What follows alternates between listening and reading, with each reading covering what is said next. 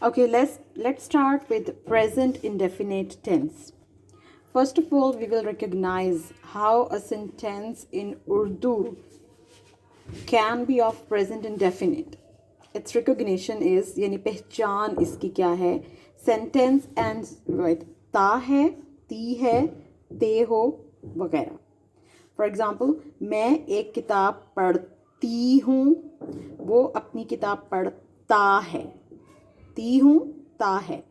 In Urdu sentences, if you can recognize ta hai and ti hu, that means it is of present indefinite tense. Now come towards its formation. Formation, sentence part, sentence structure I told you is subject, verb and object. Okay. Subject, verb and object is the word order we will be following in all the tenses while doing translation. All right. Okay. First thing, first form of verb with subject, we add first form of verb and then object. Here in present indefinite tense, one more thing that's very important, use of S and ES. S and ES with first form of verb. When we use S or ES, we use S or ES when the subject is third person singular. Third person is he, she, it, they. But I've said third person singular. That means he, she, and it. If subject is any of these, he, she, or it, or any singular name too, then we use S or ES with first form of verb. Like if it is play, if we say he play, it will be he plays. If it is I play, I is not the third person singular, so I play. Okay. We take the same Urdu sentences. मैं एक किताब पढ़ती हूँ और वो अपनी किताब पढ़ता है. Subject is मैं, I. एक किताब जिस पे काम हो रहा है ना, जिस पे एक्शन हो रहा है, जिसको पढ़ा जा रहा है. एक किताब is object, a book. And what is verb here? पढ़ना. What is English of पढ़ना? Read. Read. So the sentence will be I read a book. मैं एक किताब पढ़ती हूँ. Next is वो अपनी किताब पढ़ता है. Here is only the change of subject. You can see मैं एक किताब पढ़ता हूँ. मैं subject I, यहाँ पे वो he.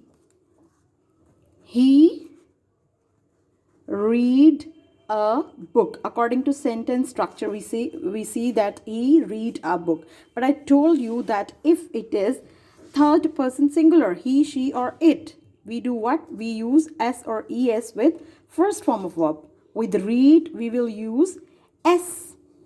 He reads a book. Are you clear? I read a book. He reads a book. She reads a book. Ali reads a book. But here, I read a book, you read a book, they read a book, we read a book. Okay? Now, the negative formation. For negative sentences, we use do not or does not. That means subject, do not, does not, verb and object. Actually we use do not ही हम use करते हैं, do. लेकिन हम उसको does कब बना देते हैं? जिन सब्जेक्ट्स के साथ हम वर्ब की फर्स्ट फॉर्म के साथ एस और ई एस लगाते हैं, उन्हीं के साथ हम डज लगाएंगे. Like it is I read a book, इसके साथ एस ई एस नहीं लगा हुआ ना, तो it will simply become I do not read a book. And here it is, he reads a book, reads. He do not reads a book. So it will not give sense. Reads यहाँ से cut जाएगा और हम do को does कर देंगे. It will become he does, D-O-E-S, does not read a book. He does not read a book. Okay? In the same way, to make interrogative, the formation will be like helping verb in the beginning. That means helping verb here is do or does in the beginning, then subject, then verb, then object, and question mark is compulsory. Very, very important thing. Question mark. I read a book. It will become I do not, है ना? I do not read a book. So, do I read a book? Question mark.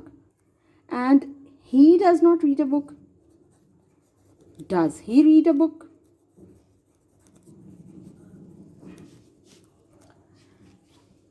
Like, मैं एक किताब पढ़ती हूँ. I read a book.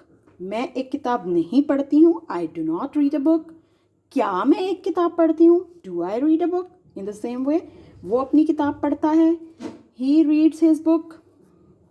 वो अपनी किताब नहीं पढ़ता है. He does not read his book. और क्या वो अपनी किताब पढ़ता है? Does he read his book? I hope you're quite clear. And I'm also giving you a chart like this, and it will be helpful for you to understand present indefinite tense more.